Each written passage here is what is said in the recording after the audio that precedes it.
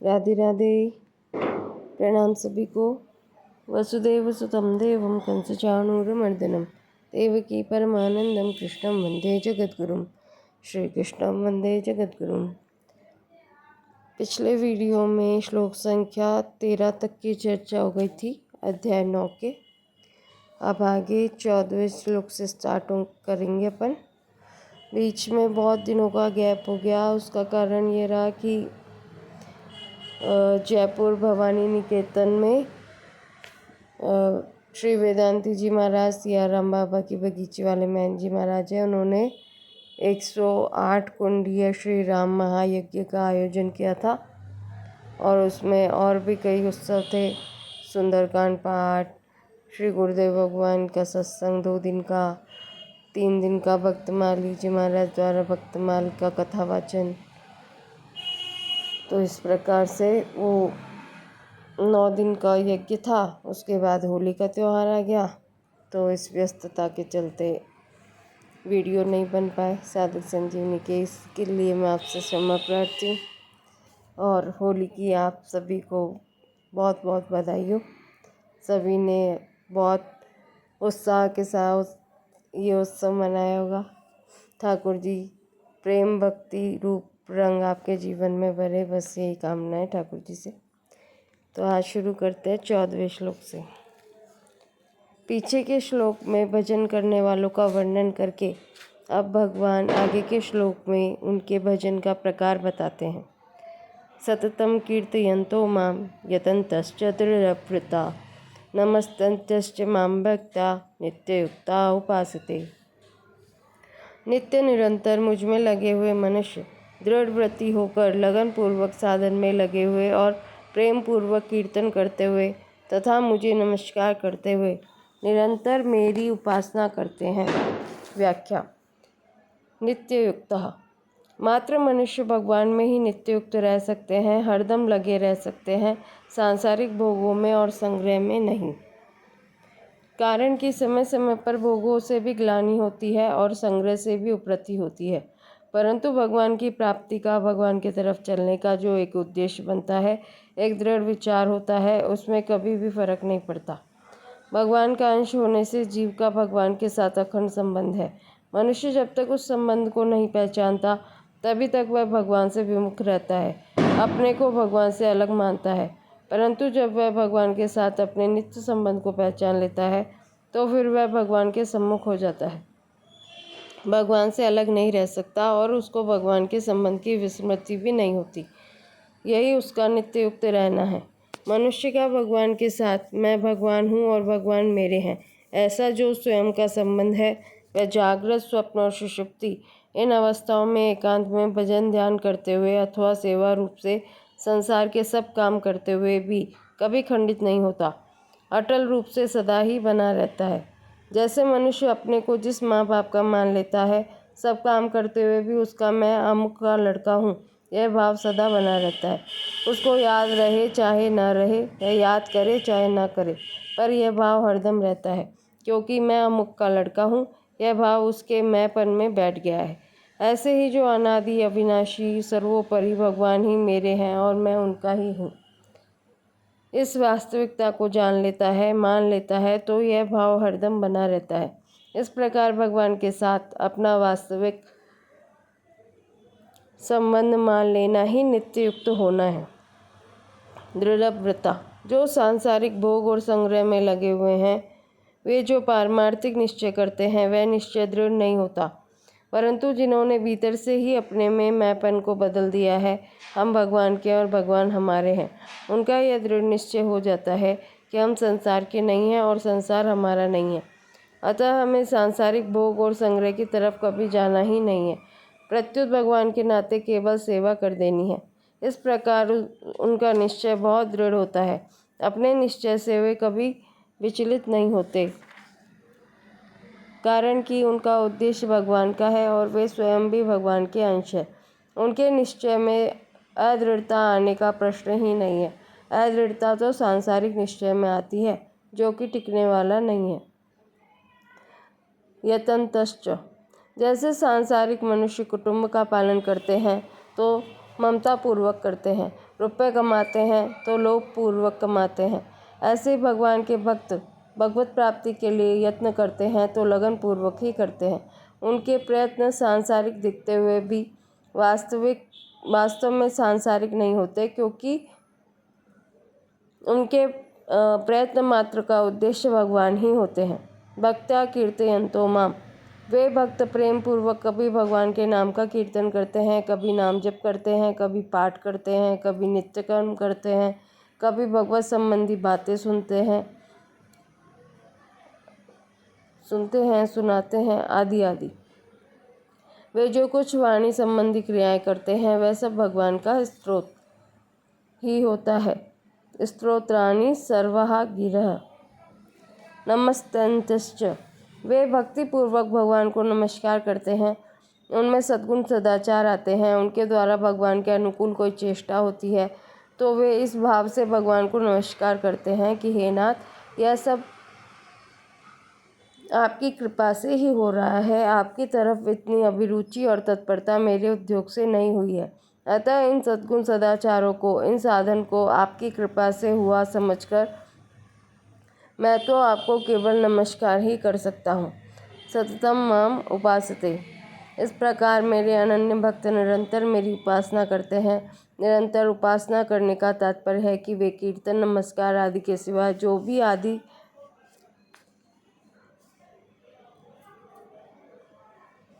जो भी खाना पीना, सोना जागना तथा व्यापार करना, खेती करना आदि साधारण क्रियाएं करते हैं, उन सबको भी मेरे लिए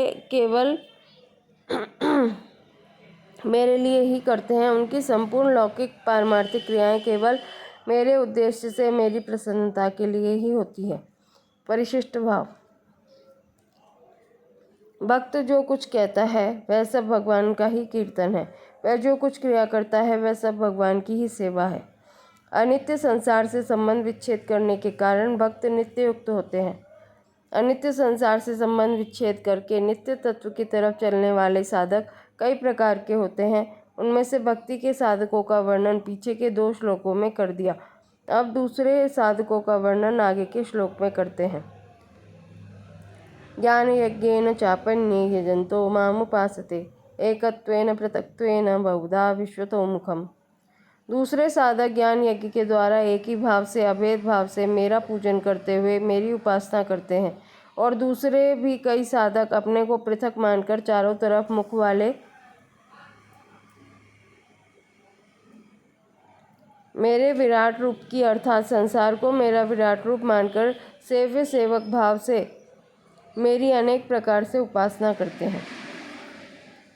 व्याख्या, जैसे भूखे आदमियों की भूख एक होती है और भोजन करने पर सबकी तृप्ति भी एक होती है, परंतु उनकी भोजन के पदार्थों में रुचि भिन्न भिन्न होती है।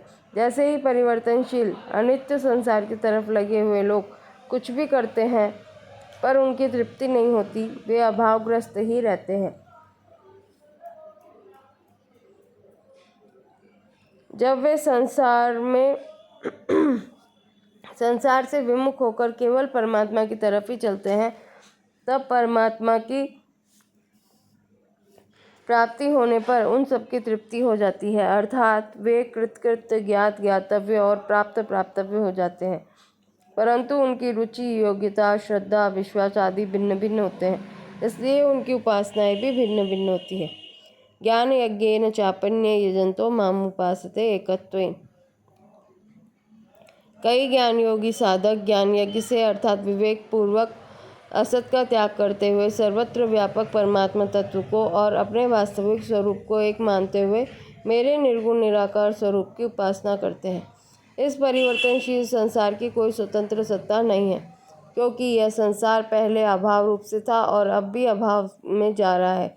अतः यह अभाव रूप ही है जिससे संसार उत्पन्न हुआ है, जिसके आश्रित है और जिससे प्रकाशित होता है।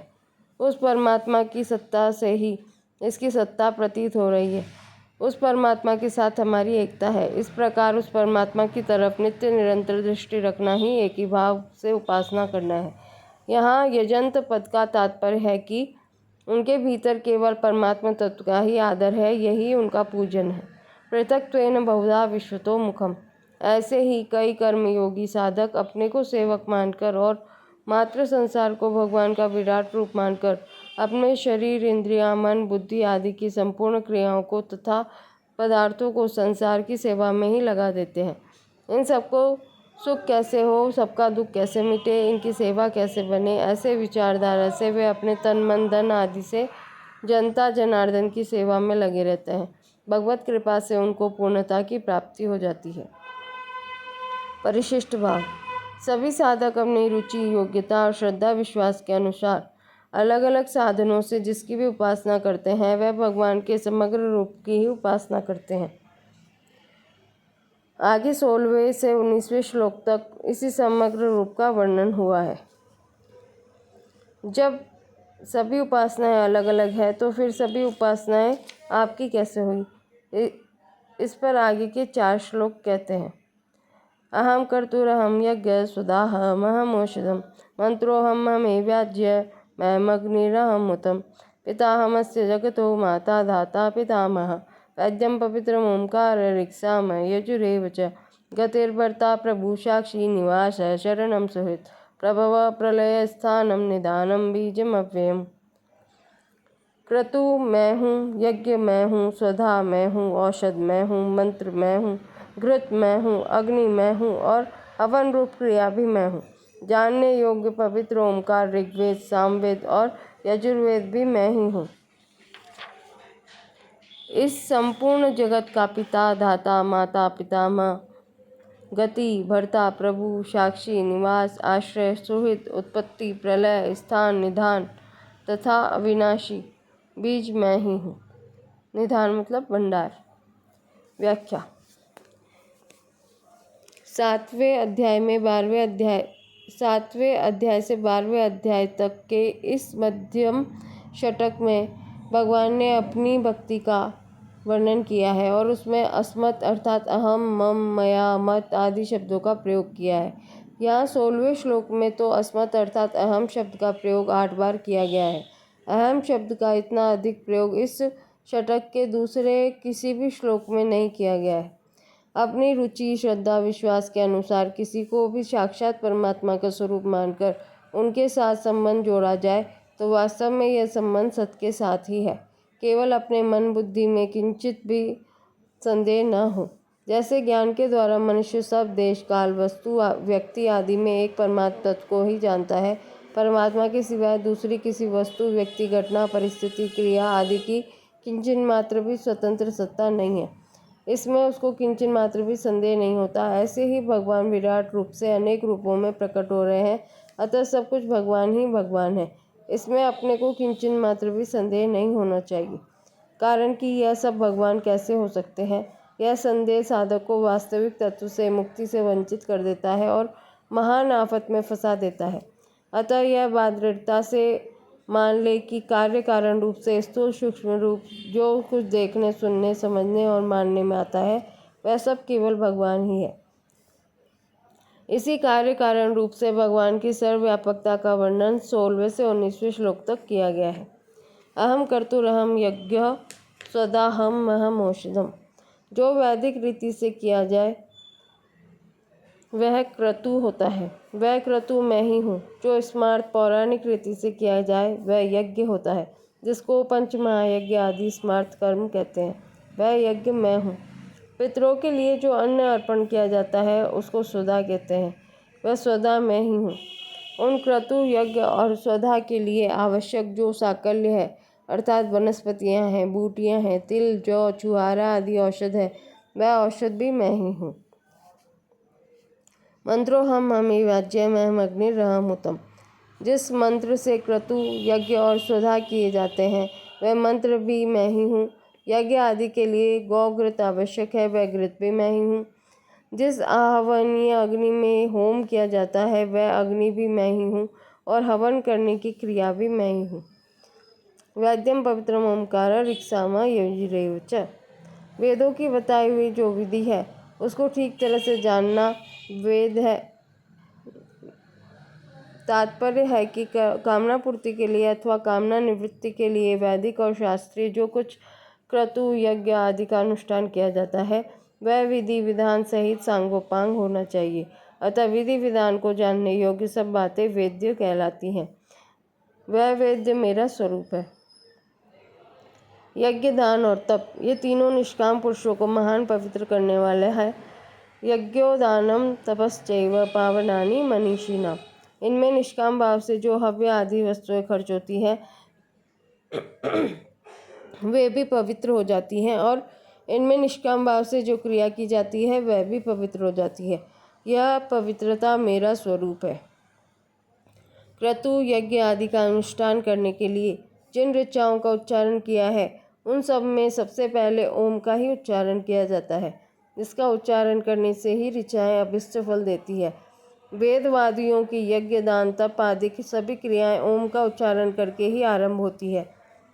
वैदिकों के लिए प्रणव का उच्चारण मुख्य है, इसलिए भगवान ने प्रणव को अपना स्वरूप बताया है। उन क्रतु यज्ञ आदि की विधि बताने वाले ऋग्वेद सामवेद और यजुर्वेद ये तीनों वेद हैं जिसमें नियताक्षर वाले मंत्रों की ऋचाएँ होती हैं। उन ऋचाओं के समुदाय को ऋग्वेद कहते हैं। जिसमें स्वरों सहित गाने में आने वाले मंत्र होते हैं वे सब मंत्र सामवेद कहलाते हैं। जिसमें अनियताक्षर वाले मंत्र होते हैं वे मंत्र यजुर्वेद कहलाते हैं। ये तीनों वेद भगवान के ही स्वरूप हैं। पितामहस्य जगतो माता धाता पितामह। इस जड़ चेतन स्थावर जंगम आदि संपूर्ण संसार को मैं ही उत्पन्न करता हूँ।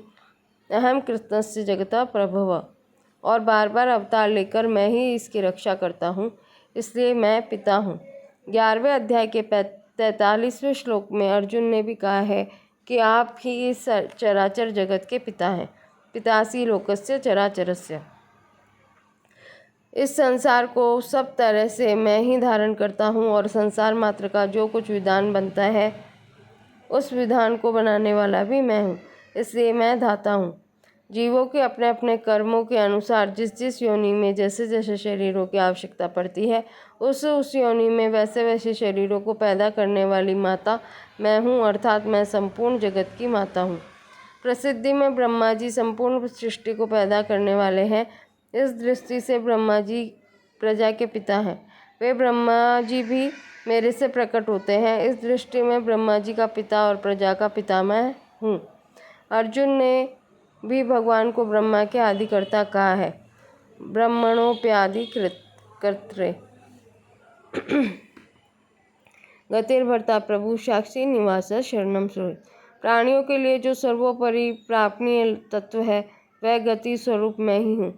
संसार मात्र का भरण पोषण करने वाला भर्ता और संसार का मालिक प्रभु मैं ही हूँ। सब समय में सबको ठीक तरह से जानने वाला साक्षी मैं हूँ। मेरे ही अंश होने से सभी जीव स्वरूप से नित्य निरंतर मेरे में ही रहते हैं, इसलिए उन सब का निवास स्थान मैं ही हूँ। जिसका आश्रय लिया जाता है वह शरण अर्थात शरणागत वत्सल मैं ही हूँ। बिना कारण प्राणी मात्र का हित करने वाला सुहृद अर्थात हितैषी भी मैं ही हूँ। प्रभव प्रलय स्थानम निधानम बीजम अव्ययम। संपूर्ण संसार मेरे से ही उत्पन्न होता है और मेरे में ही लीन होता है, इसलिए मैं प्रभव और प्रलय हूँ, अर्थात मैं ही संसार का निमित्त कारण और उपादान कारण हूँ। महाप्रलय होने पर प्रकृति से सारा संसार मेरे में ही रहता है, इसलिए मैं संसार का स्थान हूँ। संसार की चाहे सर्ग अवस्था हो चाहे प्रलय अवस्था हो, इन सब अवस्थाओं में प्रकृति संसार जीव तथा जो कुछ देखने सुनने समझने में आता है वह सबका सब मेरे में ही रहता है, इसलिए मैं निधान हूँ। सांसारिक बीज तो वृक्ष से पैदा होता है और वृक्ष को पैदा करके नष्ट हो जाता है, परंतु ये दोनों ही दोष मेरे में नहीं है। मैं अनादि हूँ, अर्थात पैदा होने वाला नहीं हूँ और अनंत सृष्टियाँ पैदा करके भी जैसा का तैसा ही रहता हूँ, इसलिए मैं अव्यय बीज हूँ। जैसे ज्ञान की दृष्टि से गुण ही गुणों में बरत रहे हैं, गुणा गुणेषु वर्तन्ते परिशिष्ट भाव, ऐसे ही भक्ति की दृष्टि से भगवान की वस्तु ही भगवान के अर्पित हो रही है। जैसे कोई गंगा जल से गंगा का पूजन करे, दीपक से सूर्य का पूजन करे, पुष्पों से पृथ्वी का पूजन करे, ऐसे ही भगवान की वस्तु से भगवान का ही पूजन हो रहा है। वास्तव में देखा जाए तो पूज्य भी भगवान है, पूजा की सामग्री भी भगवान है, और पूजा भी भगवान है, और पूजक भी भगवान है। लौकिक बीज तो खेती से पैदा होने वाला होता है, पर भगवान रूपी अलौकिक बीज पैदा होने वाला नहीं है। इसलिए भगवान ने 7वें अध्याय में अपने को सनातन बीज बताया है। बीजम मां सर्वभूतानां विद्धि पार्थ सनातनम। अब यहाँ भगवान अपने को अव्यय बीज बताते हैं। बीजम अव्ययम, कारण कि लौकिक बीज तो अंकुर पैदा करके नष्ट हो जाता है, पर भगवान रूपी अलौकिक बीज अनंत ब्रह्मांड पैदा करके भी ज्यों का त्यों रहता है, उसमें किंचन मात्र भी विकार नहीं होता। तात्पर्य है कि भगवान संपूर्ण जगत के आदि में भी रहते हैं और अंत में भी रहते हैं। जो आदि और अंत में रहता है वही मध्य में भी रहता है। यह सिद्धांत है। जैसे अनेक तरह की चीज़ें मिट्टी से पैदा होती है, मिट्टी में ही रहती है और अंत में मिट्टी में ही मिल जाती है, ऐसे ही संसार मात्र के जितने भी बीज हैं वे सब भगवान से ही पैदा होते हैं, भगवान में ही रहते हैं और अंत में भगवान में ही लीन हो जाते हैं। तात्पर्य है कि सांसारिक बीज तो उत्पन्न होकर नष्ट हो जाते हैं, पर भगवान रूपी अविनाशी बीज आदि मध्य और अंत में ज्यों का त्यों रहता है। अतः वर्तमान में संसार रूप से भगवान ही है, भगवान के सिवाय कुछ नहीं है। तपाम्यहं वर्षं निगृह्णाम्यसृजामि च अमृतं चैव मृत्युश्च सदसच्चाहम् अर्जुन। हे अर्जुन, संसार के हित के लिए मैं ही सूर्य रूप से तपता हूँ, मैं ही जल को ग्रहण करता हूँ और फिर उस जल को मैं ही वर्षा रूप से बरसा देता हूँ। और तो क्या कहूँ, अमृत और मृत्यु तथा सत और असत भी मैं ही हूँ। व्याख्या। तपाम्यहं वर्षम निर्गृह्णाम्यसृजामि च। पृथ्वी पर जो कुछ अशुद्ध गंदी चीज़ें हैं जिनसे रोग पैदा होते हैं, उनका शोषण करके प्राणियों को निरोग करने के लिए, अर्थात औषधियों जड़ी बूटियों में जो जहरीला भाग है उनका शोषण करने के लिए, और पृथ्वी का जो जलीय भाग है जिसमें अपवित्रता होती है उसको सुखाने के लिए मैं ही सूर्य रूप से तपता हूँ। सूर्य रूप से उन सबके जलीय भाग को ग्रहण करके और उस जल को शुद्ध तथा मीठा बना करके समय आने पर वर्षा रूप से प्राणी मात्र के हित के लिए बरसा देता हूँ, जिससे प्राणी मात्र का जीवन चलता है। अमृतम चैव मृत्युश्च सच्चाहम् अर्जुन। मैं ही अमृत और मृत्यु हूँ, अर्थात मात्र जीवों का प्राण धारण करते हुए जीवित रहना और संपूर्ण जीवों के पिंड प्राणों का वियोग होना भी मैं ही हूँ। और तो क्या कहूँ, सत असत नित्य अनित्य कारण कार्य रूप जो कुछ है वह सब मैं ही हूँ।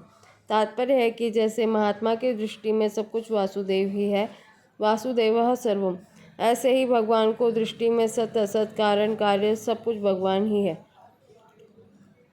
परंतु सांसारिक लोगों की दृष्टि में सब एक दूसरे से विरुद्ध दिखते हैं। जैसे जीना और मरना अलग अलग दिखता है, उत्पत्ति और विनाश अलग अलग दिखता है, स्थूल और सूक्ष्म अलग अलग दिखते हैं, सत्व रज तम ये तीनों अलग अलग दिखते हैं, कारण और कार्य अलग अलग दिखते हैं, जल और बर्फ अलग अलग दिखते हैं, परंतु वास्तव में संसार रूप में भगवान ही प्रकट होने से, भगवान ही बने हुए होने से सब कुछ भगवान का ही स्वरूप है। भगवान के सिवाय उसकी स्वतंत्र सत्ता है ही नहीं। जैसे सूत से बने हुए सब कपड़ों में न केवल सूत ही सूत है, ऐसे ही सूत से बने हुए कपड़ों में केवल सूत ही सूत है, ऐसे ही वस्तु व्यक्ति क्रिया पदार्थ आदि सब कुछ केवल भगवान ही भगवान है। परिशिष्ट भाव। सृष्टि से पहले भी परमात्मा थे और अंत में भी परमात्मा रहेंगे, फिर बीज में दूसरा कहाँ से आया। इसलिए अमृत भी भगवान का स्वरूप है और मृत्यु भी भगवान का स्वरूप है, सत भी भगवान का स्वरूप है और असत भी भगवान का स्वरूप है। जैसे अन्नकूट के प्रसाद में रसगुल्ले गुलाब जामुन आदि भी होते हैं और मेथी करेला आदि का साग भी होता है, अर्थात मीठा भी भगवान का प्रसाद होता है और कड़वा भी भगवान का प्रसाद होता है। ऐसे ही जो हमारे मन को सुहाए वह भी भगवान का स्वरूप है और जो ना सुहाए वह भी भगवान का स्वरूप है। सूर्य रूप से जल को ग्रहण करना और फिर उसको बरसा देना, ये दोनों विपरीत कार्य हैं और भगवान ही करते हैं। इतना ही नहीं, जल रूप से ग्रहण किए जाने वाले भी भगवान हैं और बरसने वाले भी भगवान हैं और वर्षा रूप क्रिया भी भगवान है। सत्य सच्चा हम अर्जुन। संसार में सत्य और असत के सिवाय अन्य कुछ नहीं है। संसार असत है और उसमें रहने वाला परमात्मा तत्व सत्य है। शरीर असत है और उसमें रहने वाला जीवात्मा सत्य है। शरीर और संसार परिवर्तनशील है, जीवात्मा और परमात्मा अपरिवर्तनशील है। शरीर और संसार नाशवान है, जीवात्मा और परमात्मा अविनाशी है। भगवान कहते हैं कि परिवर्तनशील भी मैं हूँ और अपरिवर्तनशील भी मैं हूँ, नाशवान भी मैं हूँ और अविनाशी भी मैं हूँ। तात्पर्य है कि सब कुछ भगवान ही भगवान है, भगवान के सिवाय और कुछ भी नहीं है। ना सतो विद्यते भावो ना भावो विद्यते सतः। इसमें तो विवेक है, पर सच्चा अहम इसमें विवेक नहीं है, प्रत्युत विश्वास है। सब कुछ भगवान ही है, यह विश्वास विवेक से भी तेज है। कारण कि विवेक वही काम करता है जहाँ सत और असत दोनों का विचार होता है। जब असत है ही नहीं तो फिर विवेक क्या करे। असत को माने तो विवेक है और असत को न माने तो विश्वास है। विवेक में सत असत का विभाग है, पर विश्वास में विभाग है ही नहीं। विश्वास में केवल सत ही सत अर्थात परमात्मा ही परमात्मा है। ज्ञान मार्ग में विवेक की और भक्ति मार्ग में विश्वास तथा प्रेम की मुख्यता है। ज्ञान मार्ग में सत असत जड़ चेतन नित्य अनित्य आदि का विवेक मुख्य रूप होने से इसमें द्वैत है, पर भक्ति मार्ग में एक भगवान का ही विश्वास मुख्य रूप होने से इसमें अद्वैत है। तात्पर्य है कि दो सत्ता न होने से वास्तविक अद्वैत भक्ति में ही है। ज्ञान मार्ग में साधक असत का निषेध करता है, निषेध करने से असत की सत्ता का भाव बना रह सकता है। साधक असत के निषेध पर जितना जोर लगाता है उतना ही असत की सत्ता का भाव दृढ़ होता है। अतः असत का निषेध करना उतना बढ़िया नहीं है जितना उसकी उपेक्षा करना बढ़िया है। उपेक्षा करने की अपेक्षा भी सब कुछ परमात्मा ही है, यह भाव और भी बढ़िया है। अतः भक्त न असत को हटाता है न असत की उपेक्षा करता है, प्रत्युत सत असत सब में परमात्मा का ही दर्शन करता है, क्योंकि वास्तव में सब कुछ परमात्मा ही है। भगवान कहते हैं अहमेवासमेवाग्रे नान्यद यत् सदसत् परम पश्चादहम यदेतच्च यो अवशिष्येत सो अस्म्यहम्। सृष्टि से पहले भी मैं ही विद्यमान था, मेरे सिवाय और कुछ भी नहीं था, और सृष्टि उत्पन्न होने के बाद जो कुछ भी संसार में दिखता है वह मैं ही हूँ। सत असत तथा सत असत से परे जो कुछ भी हो सकता है वह भी मैं ही हूँ। सृष्टि के सिवाय भी जो कुछ है वह मैं ही हूँ, और सृष्टि का नाश होने पर जो शेष रहता है वह भी मैं ही हूँ। शरीर, इंद्रियां, मन, बुद्धि, प्राण, अहम आदि सब कुछ भगवान ही है। जैसे हम मन में हरिद्वार का चिंतन करें तो हर की पैड़ी, घंटाघर आदि स्थावर भी बन सकता है, और गंगा जी तथा उसमें तैरती हुई मछलियाँ, स्नान करते हुए मनुष्य आदि जंगम भी मन ही बनता है। अर्थात स्थावर भी मन ही हुआ और जंगम भी मन ही हुआ। इसी तरह सत भी भगवान है और असत भी भगवान है। सत और असत ये दो विभाग हमारी दृष्टि में है, तभी भगवान हमें समझाने के लिए कहते हैं सत सच्चा अहम। भगवान की दृष्टि में तो एक उनके सिवाय कुछ नहीं है। ऊंची से ऊंची दार्शनिक दृष्टि से भी देखें तो सत्ता एक ही है, दो सत्ता हो ही नहीं सकती। दूसरी सत्ता मानने से ही मोह होता है। राग द्वेष भी दूसरी सत्ता मानने से ही होते हैं। इससे आगे के श्लोकों की चर्चा कल करेंगे। राधे राधे।